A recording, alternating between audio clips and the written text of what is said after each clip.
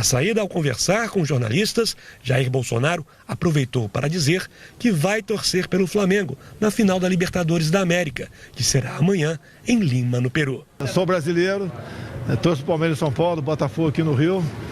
E o futebol faz parte da cultura e está na alma do povo brasileiro. Então até sábado eu sou Mengão. O edital da CAPES vai financiar pesquisas para combater o derramamento de óleo nas praias brasileiras. As inscrições já estão abertas e podem participar pesquisadores vinculados a programas de pós-graduação estrito sensu, como mestrado e doutorado. O programa Entre Mares vai apoiar pesquisas de pós-graduação para combater o derramamento de óleo nas praias, como o que atingiu o litoral brasileiro em agosto deste ano. No total, a CAPES vai destinar R$ 1.360.000 para docentes vinculados a estas pesquisas. Cada proposta aprovada terá o valor de financiamento de até R$ 100 mil, liberados numa única parcela em uma cota de bolsa de mestrado. O projeto deverá ser desenvolvido ao longo de 2 anos, podendo ser prorrogado para mais 12 meses. O foco é realmente no óleo no mar, um pedido que foi feito da Marinha, de todos os grupos de pesquisa que estão atuando no setor, a pedido do governo federal, um pedido emergencial, de forma que a gente consiga já colocar a pós-graduação brasileira em prática para resolver os problemas da sociedade. O processo de escolha dos projetos será feito por meio de um edital de seleção emergencial que estará aberto a partir da próxima segunda-feira. As propostas devem ser enviadas até 4 de dezembro por meio da plataforma online da CAPES. O resultado final será divulgado a partir de 18 de dezembro. Para este pesquisador da Universidade Federal de Alagoas, a iniciativa é uma maneira de fazer com que a ciência colabore na resolução dos problemas brasileiros. Uma situação de extensão clara de como a pesquisa da universidade deve ser feita no sentido de atender demandas da sociedade, demandas de governo e que envolva parcerias nacional e internacional. Trabalhadores nascidos em junho e julho começaram a sacar hoje até R$ 500 do Fundo de Garantia do Tempo de Serviço, o FGTS. Com as festas de fim de ano chegando, um dinheiro a mais no bolso é sempre bem-vindo. Mais de 96 milhões de trabalhadores brasileiros já têm o direito de sacar até R$ 500 do FGTS. A Caixa Econômica Federal começou a liberar o saque em setembro e muita gente faz planos para o recurso extra. Vou comprar um presente para alguém ou me presentear mesmo. Vou viajar, vou para o Maranhão ver a família, meus filhos. E levar presente, né? E o dinheiro chegou em boa hora. Até o dia 19 de novembro foram atendidos cerca de 44 milhões de trabalhadores que receberam 18,9 bilhões de reais do saque imediato do FGTS. Por dia são realizados, em média, 650 mil pagamentos nos canais disponibilizados pela Caixa, como casas lotéricas, por exemplo. Segundo a Caixa, no total, os saques do FGTS podem resultar em uma liberação de cerca de 40 bilhões de reais na economia até o fim do ano. E esse dinheiro já está movimentando o comércio em todo o país. É positivo no comércio, segmentos de vestuário, de móveis, eletrodomésticos, de hipermercados, tendem a ser os mais beneficiados. Só esses 3 segmentos do varejo devem abocanhar, digamos assim, 85% dos recursos que vão chegar no comércio varejista. Esta semana, o Produto Interno Bruto brasileiro, a soma das riquezas produzidas no país, cresceu pelo 2º trimestre consecutivo. Outros dados também mostram um cenário positivo da economia brasileira. A percepção do mercado sobre os recentes indicadores econômicos é o tema de hoje do comentário de Adalberto Piotto. Há um terrível dilema que nos acompanha como brasileiros há muito tempo. Sempre estamos a medir se o copo está meio cheio ou meio vazio. Diante da nossa realidade, os otimistas dirão que está meio cheio, os pessimistas meio vazio. Mas fato é que este dilema, o simplismo desse dilema já não nos atende mais como país, porque nos tornamos como sociedade algo complexo. E acredite, isso é um avanço. Mas vamos falar de economia. Nesta semana, o PIB brasileiro cresceu pelo 2º trimestre consecutivo. A geração de empregos com carteira assinada pelo CAGED pelo 7º mês no ano. A Bolsa de Valores voltou a rondar os 108 mil pontos. E a indústria, inclusive a da construção, que é forte geradora de emprego, mostrou sinais positivos. Mas vamos lá, tem outro fato extremamente positivo, até porque, convenhamos, tudo isso é fato. Haverá outros que vão dizer exatamente o contrário. A economia poderia crescer mais, o desemprego ainda é alto, a bolsa oscila muito e a indústria está longe do seu auge. Bom, tudo isso também é verdade. Mas é preciso entender que a economia brasileira tem dado sinais positivos em sequência há meses. E aí a pergunta não é mais se o copo está meio cheio ou meio vazio, porque a resposta é que o copo está enchendo. Às vezes devagar, às vezes um pouco mais rápido. Não dá para se reclamar de copo enchendo. Boa noite, bom final de semana. A obesidade infantil é uma grave ameaça ao desenvolvimento das crianças e os dados oficiais deixam o Brasil em estado de alerta. Por isso, o Ministério da Saúde acaba de lançar uma campanha que envolve toda a família na prevenção e controle da obesidade. Uma nova rotina tomou conta da vida da Mariana, de 9 anos. Desde junho, ela faz acompanhamento no Centro Especializado em Diabetes, Obesidade e Hipertensão, em Brasília. Em reuniões mensais, aprende sobre a importância de se exercitar e comer alimentos saudáveis. Verdura, couve, quiabo, salada. A mãe da Mariana foi alertada por médicos do Sistema Único de Saúde sobre a obesidade da pequena e não tardou em mudar os hábitos de toda a família. Nos propusemos, eu e meu esposo, a fazer atividade física também, para incentivar a Mariana. Nós mudamos a quantidade e também a forma de nos alimentarmos, comer mais devagar, comer em família. No Brasil, 3 em cada 10 crianças de 5 a 9 anos de idade estão acima do peso. De acordo com o Ministério da Saúde, são 2.400.000 crianças com sobrepeso, 1.200.000 com obesidade e outras 755.000 com obesidade grave. Hábitos alimentares errados, como o consumo excessivo de produtos industrializados e a falta de exercícios físicos, são apontados como as principais causas. As crianças estão comendo menos arroz e feijão e estão comendo mais alimentos ultraprocessados, que são alimentos empacotados com excesso de sal, gordura e açúcar. Para enfrentar o problema, o Ministério da Saúde lançou uma campanha nacional. O objetivo é fazer com que os menores comam melhor e fiquem menos tempo em frente de telas, como celular, computador e televisão. E as mudanças devem incluir toda a família. Se a gente observa que os pais, por exemplo, têm um hábito alimentar que não é adequado, as crianças provavelmente vão ganhar peso demais ou vão consumir alimentos que não são adequados para elas. Além de prevenir diabetes e hipertensão, por exemplo, uma rotina mais saudável pode evitar problemas psicológicos. Dança com o filho, faz uma caminhada, que já são atividades que promovem o bem-estar. 4 em cada 5 adolescentes no mundo são sedentários. E aqui no Brasil a situação é ainda mais preocupante. A grande maioria dos jovens não pratica nem 1 hora diária de atividade física. Os dados são da Organização Mundial da Saúde. Este Centro Olímpico e Paralímpico em Brasília oferece estrutura e equipamentos para 13 modalidades esportivas. O espaço é usado por cerca de 5.000 pessoas, que podem se exercitar de graça. Estes adolescentes participam há 1 ano da turma de futebol de salão e consideram o esporte uma parte importante da vida deles. É bom, né, para o desempenho também escolar e também na saúde, né? Ter saúde no futuro, né? Eu penso no futuro. Ter saúde no futuro e conseguir ter uma boa forma. No entanto, exemplos como os do Paulo Henrique e do José são cada vez mais raros entre jovens. É o que aponta uma pesquisa divulgada pela Organização Mundial da Saúde. Segundo o estudo, 4 em cada 5 adolescentes no mundo são sedentários, principalmente as meninas. O estudo, elaborado entre 2001 e 2016, foi feito em mais de 140 países. E no Brasil, a situação é pior. 84% de jovens entre 11 e 17 anos não praticam 1 hora diária de atividade física, que é a recomendação da OMS.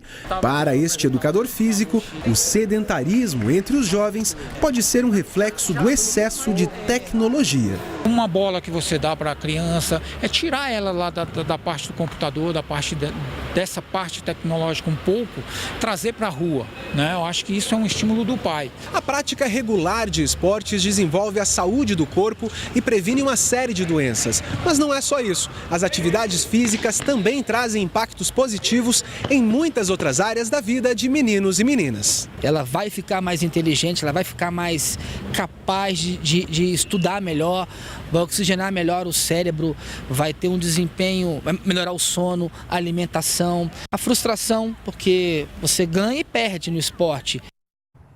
Daqui a pouco, o que fazer com o dinheiro extra que chega com o 13º? Especialistas sugerem pagar dívidas. A gente também fala de futebol. É amanhã a final da Copa Libertadores entre Flamengo e River Plate. A gente volta já.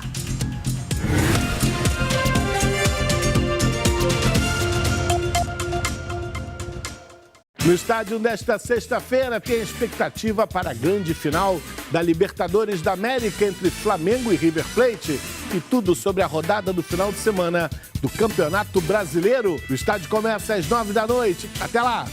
A obesidade infantil é um problema, gente. Ela faz a gente ter doença de gente grande.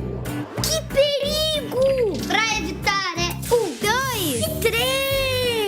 Coma mais frutas e verduras, menos ultraprocessados. 2, mexa-se, pule, corra, marque um gol. 3, saia da TV, celular e videogame e vá brincar com os amigos. 1, 2, 3 e já!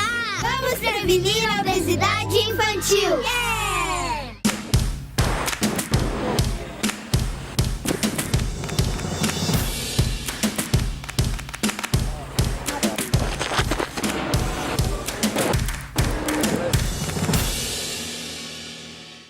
Convite para explorar a riqueza histórica e cultural do país. Segundo o arquiteto Oscar Niemeyer, foi aqui que tudo começou. Aprender mais sobre a fauna, a flora e os tesouros do passado. Nós estamos aqui na frente de uma das maiores feras que já viveu no nosso planeta. Resgatar nossa arte e nossa essência. Então a gente tem aqui oficina de cerâmica, de tecelagem. Conhecendo museus, sábado, 9 da manhã.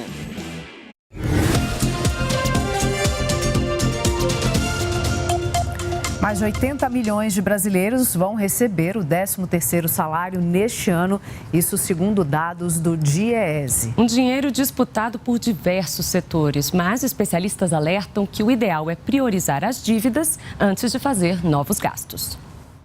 Não faltam planos para o 13º. O dinheiro é disputado entre pagar contas, comprar presentes de Natal e economizar. A dívida já está dentro do meu orçamento mensal. Aí o 13º eu vou usar uma parte para pagar o aluguel e aí guardar outra parte. Mas o comércio deve receber boa parte do 13º. O movimento nas ruas está acima do normal, com a junção da Black Friday com as vendas de Natal. Vou comprar presente para minha mãe, ver se eu consigo guardar alguma coisa para o Natal também, né? Dar uma economizada. Apesar do apelo do comércio, uma das prioridades é quitar as dívidas. Outra preocupação é poupar e investir para o futuro. O que eu ia gastar já está reservado já, o 13º é só para deixar guardado mesmo. Para investir, é isso? Exatamente. E aí um projeto de futuro assim? Com certeza, com certeza. Meio do ano que vem eu vendo meu carro, que eu consegui deixar guardar dinheiro. Começar aí um negócio próprio. Cerca de 81 milhões de brasileiros vão receber o 13º neste ano. E o valor médio pago será de R$ 2.451. O pagamento soma 214 bilhões de reais no mercado, cerca de 3% do nosso PIB, segundo o DIEESE. Um bom estímulo para a economia do país. Como a gente tem quase 800 mil empregos gerados formais, a gente vai ter uma massa de 13º muito superior a 2018. E isso vai ajudar muito o comércio, tanto no Black Friday quanto no Natal. Este economista do mercado financeiro recomenda utilizar o dinheiro com disciplina, pagar contas, fazer compras sem se endividar e poupar um pouco. Se você não tem nenhum tipo de dívida, é você gastar pelo menos uns 30%, porque esse período já é de gastos extras, né? Com a família, com presentes, etc. E o restante você utilizar para fazer investimento, se precaver para o futuro. Uma das opções para gastar esse dinheiro extra no final do ano é a Black Friday. A data já está entre as principais do comércio brasileiro, o que obriga as empresas de entrega a se prepararem para conseguir cumprir os prazos.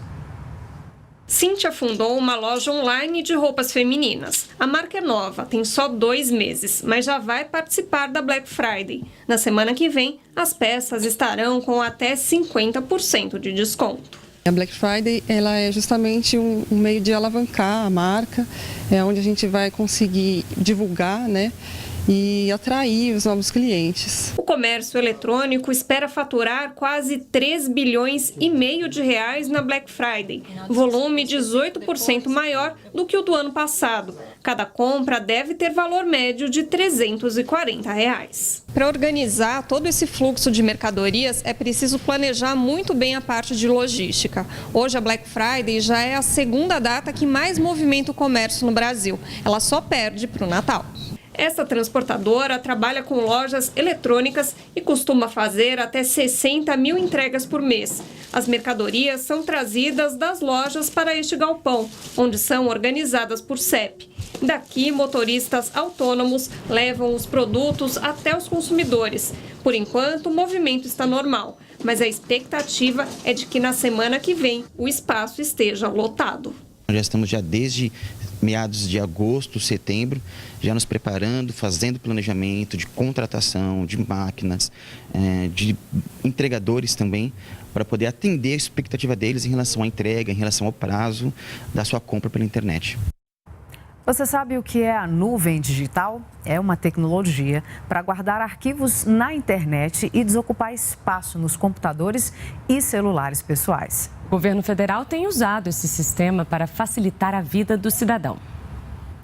Imagine aquele trabalho da faculdade que você digita no computador. Em vez de usar um pendrive para salvar, você coloca na nuvem, ou seja, diretamente na internet. Assim poderá acessar e editar o texto em qualquer lugar, inclusive pelo celular. O programa de edição também fica disponível na rede, não precisa instalar. Os aplicativos e arquivos são armazenados em supercomputadores que funcionam 24 horas por dia, os data centers. Mas a nuvem não é exatamente uma novidade para muita gente. O importante é saber que ela veio para ficar. Especialistas citam essa tecnologia como uma das tendências para a próxima década, ao lado da internet 5G, da inteligência artificial e da computação quântica. O presidente da Microsoft, Brad Smith, fala que os centros de dados em nuvem vão se expandir e inovar. Além dos setores financeiro e de varejo, existe um grande potencial na prestação de serviços e relacionamentos entre governo e cidadão. Esse é um dos focos da Secretaria de Governo Digital. O objetivo é ter todos os serviços públicos federais disponíveis em meio digital até o fim de 2022. Hoje, são 3.300 serviços que geram uma economia de 1 bilhão e 700 milhões de reais por ano para a economia do país, quando comparados aos serviços convencionais. Entre os serviços na nuvem já oferecidos pelo governo estão o auxílio maternidade, aposentadoria por tempo de serviço e a carteira de trabalho digital. Temos grandes serviços que foram transformados agora nesses primeiros 11 meses de governo. Foram exatamente 475 serviços que exigiam que o cidadão se deslocasse, que agora estão disponíveis em canais digitais. A nuvem permite que nós tenhamos uma redução de custos, uma eficiência operacional elevada, porque a gente só paga pelo aquilo que estamos de fato utilizando. Mas nem tudo é perfeito neste céu tecnológico. O acesso ao ambiente virtual exige maior cuidado com a segurança dos dados. Por isso, segundo este especialista, é necessário investir em proteção na rede. No lado de quem acessa, no lado do consumidor, do usuário, do cidadão, né, ele precisa ter os cuidados normais de um acesso à internet, né? Então, ter cuidado para que não tenha vírus na máquina, ter o cuidado com o envio dos seus dados pessoais para que o serviço que ele esteja acessando seja um serviço confiável, né? E também que a máquina que ele esteja operando esteja em bom estado físico, né? Para que não haja algum tipo de invasão, nem físico, nem de internet. Depois de quase 10 meses da tragédia em Brumadinho, mais um corpo foi encontrado hoje. A vítima, que pode ser uma mulher, foi localizada a 3 metros de profundidade na região da Esperança, a cerca de 2 quilômetros da barragem B1, que se rompeu no dia 25 de janeiro deste ano. Apesar do estado avançado de decomposição, o corpo está íntegro, de acordo com os bombeiros, o que pode ajudar na identificação pela Polícia Civil. Já são mais de 300 dias de buscas sem interrupções por vítimas da tragédia. Até agora, 255 pessoas foram identificadas, 15 ainda estão desaparecidas. Em São Paulo, um arsenal bélico foi apreendido numa casa no Itaim Paulista, na zona leste da cidade. De acordo com a polícia, as armas eram de uma facção criminosa. Os policiais quebraram uma parede de alvenaria embaixo de uma escada. Dentro do buraco estavam 10 fuzis, 3 deles de artilharia antiaérea. A polícia também encontrou 8 pistolas, rádios comunicadores, luvas e muita munição. Foram 2 meses de apuração e as investigações continuam. Amanhã o Flamengo é o Brasil na final da Taça Libertadores da América, que acontece em Lima, no Peru. E a emoção desse jogo você acompanha pela Rádio Nacional, que vai transmitir a partida marcada para 5 da tarde. Veja os detalhes da cobertura. O jogo entre os finalistas Flamengo e River Plate será no Estádio Monumental de Lima. A Rádio Nacional começa a esquentar o clima da decisão a partir das 3h30 da tarde. A transmissão será feita pela Rádio Nacional AM de Brasília e do Rio de Janeiro, Nacional da Amazônia, Nacional do Alto Solimões, AM e FM, e também pelo aplicativo Rádios EBC, disponível para iOS e Android. A gente continua falando de futebol porque não tem jeito, as atenções estão mesmo voltadas para o Flamengo nesse fim de semana. Esse é o assunto, né? Porque ele está na decisão da Copa Libertadores, como a gente acabou de ver, e ainda pode levar o título de campeão brasileiro antecipadamente. Vamos chamar então o Márcio Guedes para conversar sobre isso com a gente, né, Márcio? Boa noite. Boa noite, Márcio. Eu começo falando do final da Libertadores de amanhã em Lima, no Peru, um jogão do Flamengo contra o River Plate. O que será que os rubros-negros aí vão fazer? Como é que eles vão sair do jejum de quase 4 décadas sem a Taça Libertadores? Márcio, boa noite. Boa noite, Vanessa. Boa noite, Catiúcia. Realmente um jejum longo, né? Desde 1981, mas está se vendo uma preparação, um suspense, né? Para essa festa que tem tudo para ser uma festa do Flamengo e nunca visto, porque eu vi vários times campeões, mas como está no momento, o ambiente formado é algo absolutamente extraordinário, né? E original, diferente. Agora, o Flamengo tem razões para isso, porque formou um time realmente muito forte, né? Um jogador de seleção, vem nos últimos tempos encantando todo mundo, então é favorito para ganhar um jogo. Você comparando as duas equipes, o Flamengo é o melhor time. Então, se houver uma certa normalidade num campo neutro, para mim, o Flamengo tem mais condições de voltar com o título. Embora o River Plate seja um time experiente, jogadores também já foram campeões outras vezes, com um treinador muito bom, o Galhardo, embora o Flamengo também esteja aí com o Jesus fazendo milagres, né? Então, acho que o jogo se torna um pouquinho equilibrado, até por causa disso. E também porque o River tem alguns jogadores bons, como Enzo Pérez, como Palácios, né? De La Cruz. Então, vai ser um jogo sensacional que vai parar não apenas o Brasil, mas boa parte aí da América Latina. Márcio, e no fim de semana, claro, tem rodada do Brasileirão, mas aí tá todo mundo de olho num jogo, né? Palmeiras e Grêmio, porque dependendo aí do resultado, o Flamengo fica com o título do Campeonato Brasileiro antecipadamente e sem jogar. Explica pra gente, por favor. Exatamente, seria uma coisa inédita, um time ser campeão da Libertadores num sábado, campeão brasileiro no outro, sem jogar, né? Então esse Palmeiras e Grêmio está inteiramente linkado. O Palmeiras vem numa baixa, com resultados ruins, placares que não convencem, e é perfeitamente possível que o Palmeiras perca o empate. E se isso acontecer, o Flamengo é campeão por uma razão muito simples. O Flamengo tem 13 pontos de vantagem. Se o Palmeiras marcar apenas um ponto, teremos 12 pontos, e aí no máximo haveria um empate no final, mas o Flamengo tem mais vitórias. Então, ou o Palmeiras ganha para continuar na briga, ou então está fora.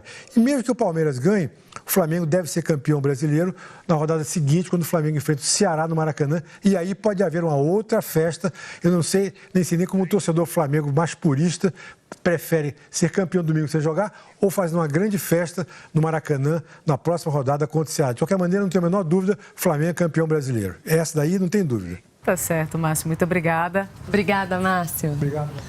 No próximo bloco tem o último episódio da série que lembra o Dia da Consciência Negra. E mais, começou hoje o Festival de Brasília de Cinema Brasileiro e a gente conta quais são as novidades da edição deste ano, depois do intervalo.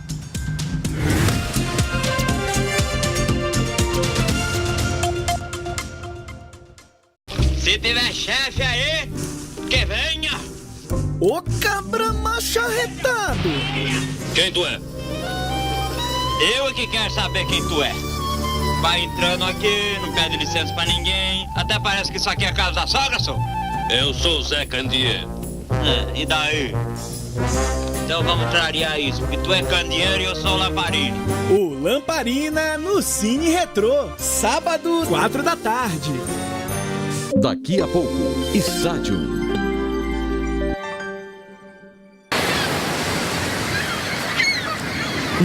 Deu vontade? Vem pro verão da TV Brasil.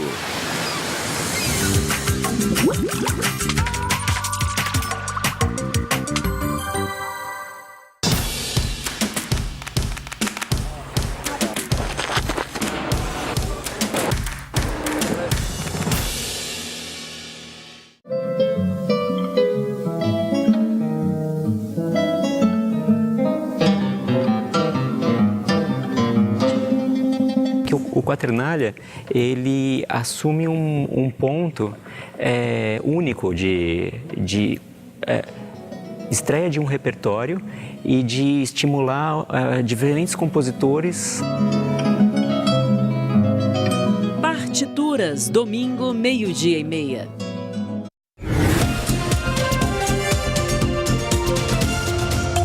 Vamos agora às notícias internacionais. No Líbano, a população decidiu transformar a data de comemoração da independência do país em uma grande manifestação de protesto contra a corrupção.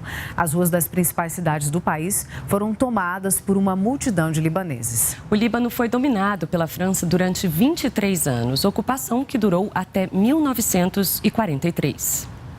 Por causa dos protestos nas principais ruas da capital libanesa, Beirute, a parada militar de independência foi transferida para dentro de um quartel. As manifestações começaram há 5 semanas e levaram à renúncia do então primeiro-ministro Saad al-Hariri no fim de outubro. O Irã voltou a liberar o acesso à internet com restrições 5 dias após o começo dos protestos contra o aumento dos combustíveis. Segundo a Anistia Internacional, ao menos 100 manifestantes foram mortos pelas forças de segurança. O principal líder espiritual do país, o Ayatollah Ahmad Khatami, disse na oração de sexta-feira que alguns dos manifestantes eram hooligans que atacaram hospitais e bancos a mando do Estado Islâmico. O governo diz que o número de mortos é especulativo e que os protestos acabaram. Hoje, os Estados Unidos anunciaram sanções econômicas contra o ministro da Informação iraniano por causa do bloqueio da internet. O Paquistão está promovendo uma campanha de vacinação em massa contra a febre tifoide. A ação acontece por causa do aumento no contágio de uma cepa da doença resistente aos antibióticos usados no tratamento. Ao menos 11 mil pessoas, a maioria crianças, foram contaminadas com essa nova bactéria do tipo Salmonella desde 2016. A febre tifoide é transmitida por água e alimentos contaminados. Neste domingo, 2.700.000 eleitores uruguaios vão às urnas para o segundo turno das eleições presidenciais. Eles vão decidir se querem um 4º mandato do partido de centro-esquerda ou se entregam o poder à oposição conservadora. Essas eleições podem modificar o cenário do Uruguai. Há 15 anos, o país é conduzido por esquerdistas, representados neste pleito pelo ex-prefeito da capital, Montevidéu, Daniel Martínez, da coalizão governista Frente Ampla, partido do atual presidente Tabaré Vázquez. Agora há uma sinalização de mudança no direcionamento político do país. Isso porque o senador centro-direitista Luiz Lacalle Pou, do Partido Nacional, aparece à frente das pesquisas de opinião com pouco mais de 50% da preferência dos eleitores, apresentando um discurso de renovação. Assim como aconteceu no primeiro turno do pleito, em 27 de outubro, as pesquisas eleitorais mostram uma equiparação de forças. De um lado está a oposição de direita, do outro, o antigo partido de centro-esquerda. Enquanto isso, os eleitores se preocupam em eleger o sucessor do atual presidente Tabaré Vázquez, comprometido com a pauta do crescimento econômico. O novo governo tomará posse em março do ano que vem. O Brasil vai mandar um representante para acompanhar o segundo turno das eleições à presidência do Uruguai. O Tribunal Superior Eleitoral vai enviar o ministro Luiz Felipe Salomão, que participa da eleição, como convidado. Ao menos 3 pessoas morreram durante manifestações contra o governo na Colômbia nas últimas 24 horas. Hoje, a polícia usou gás lacrimogênio para liberar estradas bloqueadas por manifestantes. Ontem, cerca de 250 mil pessoas saíram às ruas de Bogotá e outras cidades para exigir que o governo mantenha o salário mínimo para jovens e a aposentadoria universal, além de pedir o fim das mortes de ativistas de direitos humanos. O governo do presidente Iván Duque negou que vai alterar o salário mínimo ou a aposentadoria e disse que não vai tolerar protestos violentos. Em São Paulo, um concerto faz uma homenagem às vítimas do Holocausto. As partituras foram compostas por músicos presos nos campos de concentração durante a Segunda Guerra Mundial. O evento celebra os 75 anos da libertação dos prisioneiros. A música fala de amor, de reencontrar uma pessoa querida. Em meio ao sofrimento, surpreende pelo ritmo alegre e fez músicos resistirem.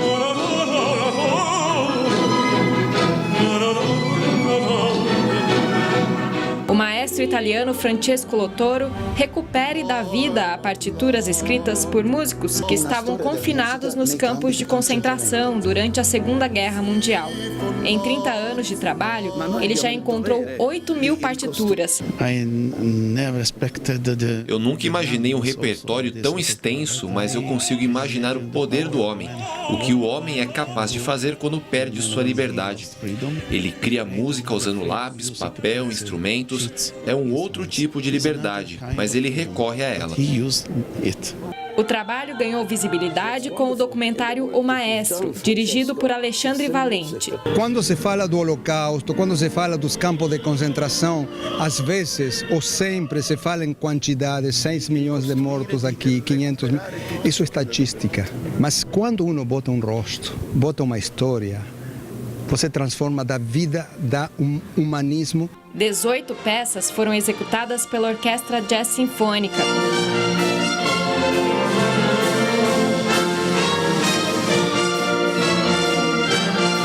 O evento aqui no Memorial da América Latina em São Paulo antecipa os 75 anos de libertação dos campos de concentração da Segunda Guerra Mundial. A data, de fato, será celebrada em 27 de janeiro, Dia Internacional em Memória das Vítimas do Holocausto. George é um dos 20 sobreviventes do Holocausto que vivem em São Paulo e que tiveram um retrato projetado no foyer do Auditório Simão Bolívar. Hoje em dia ainda existem mandatários no mundo que negam a existência do Holocausto. A história já foi escrita, a história não mente. As fotos são de Eduardo Elcobi, produtor do concerto. A gente quer que as pessoas entendam que o Holocausto nunca mais pode acontecer. Dessa vez foi com judeus, ciganos, negros, homossexuais. Na outra poderia ser com outras, assim como está acontecendo com alguns povos hoje, que é quase um holocausto. Não podemos deixar.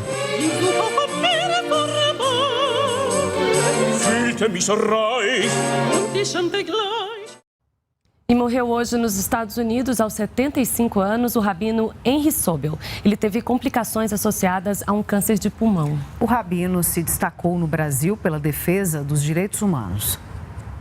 Henry Sobel se recusou a enterrar como suicida o jornalista e diretor da TV Cultura Vladimir Herzog, morto em outubro de 1975, contestando assim a versão oficial. Num ato ecumênico na Catedral da Sé, Henry Sobel também participou de uma celebração em homenagem a Herzog. Rabino emérito da Congregação Israelita Paulista, Sobel nasceu em Portugal depois que os pais fugiram do nazismo durante a Segunda Guerra Mundial.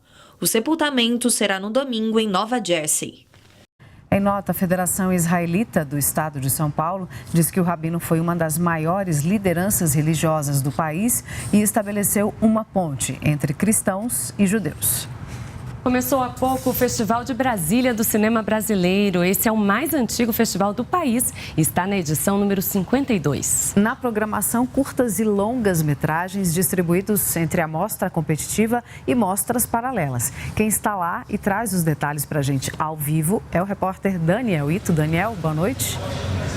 Boa noite, Vanessa, Catiúcia, você que está nos assistindo. Estamos aqui no Cine Brasília, onde acontece o festival.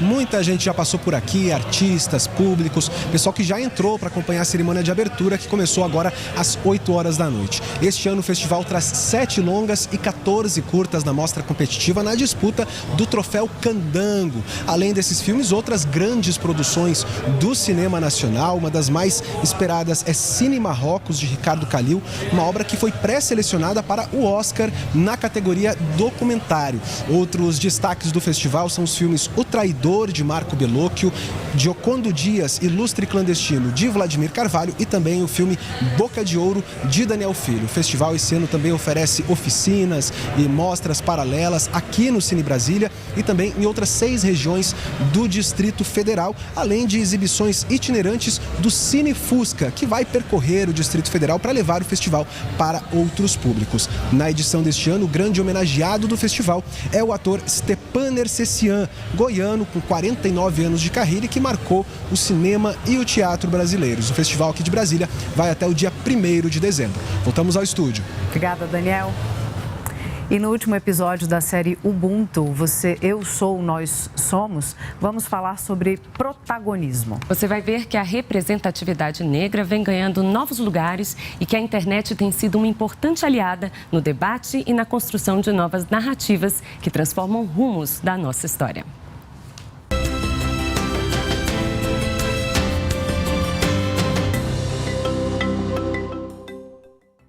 Seu cabelo black é uma coroa. Nosso cabelo cacheado é uma copa de árvore.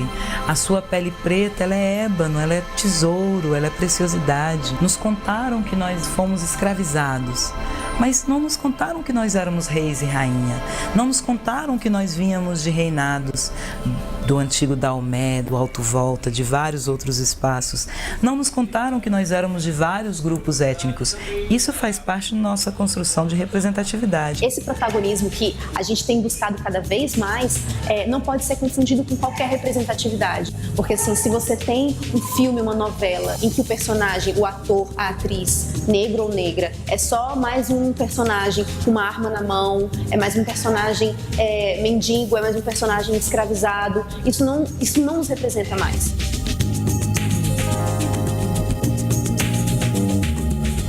É a segunda maior população negra depois da Nigéria, que é um país africano, e isso a gente ainda não consegue ver de forma representada na teledramaturgia, na publicidade, no audiovisual. Agora, se a gente, por exemplo, comparar com 15, 20 anos atrás, sim, já houve um aumento, né? E isso representa que, a partir do movimento social negro, a partir realmente do empoderamento das pessoas negras, das mulheres negras, você tem conseguido aumentar essa representatividade e o mercado tem percebido como uma demanda.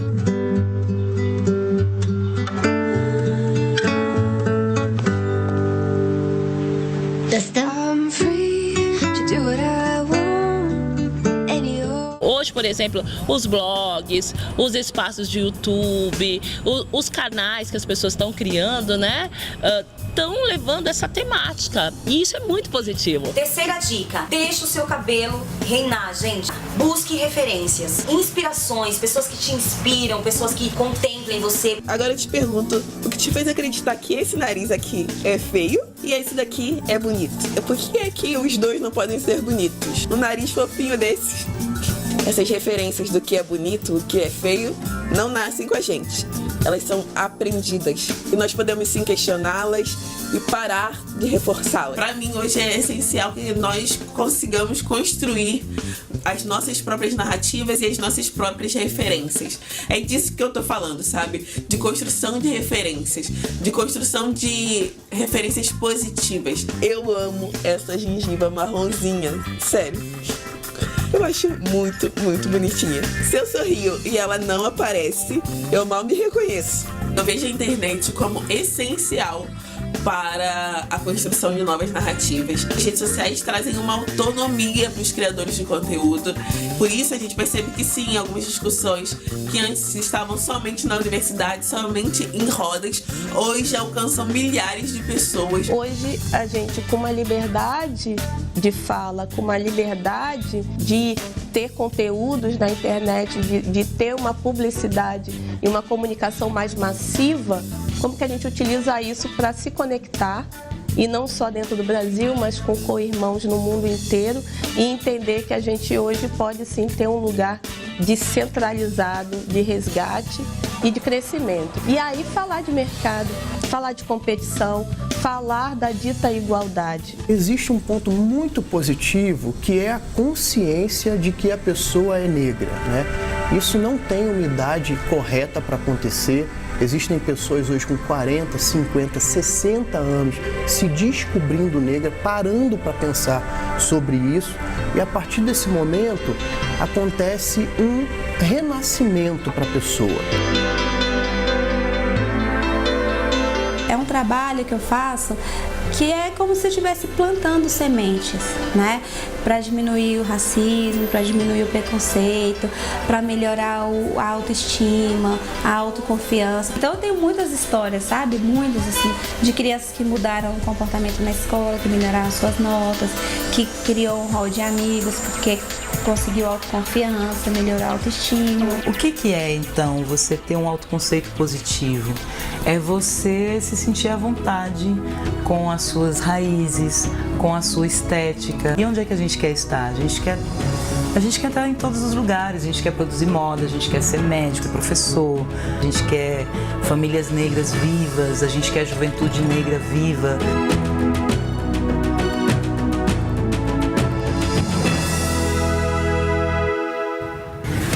Repórter Brasil de hoje termina aqui. Para você, uma ótima noite. Obrigada pela companhia, boa noite, um ótimo fim de semana. Tchau. Tchau.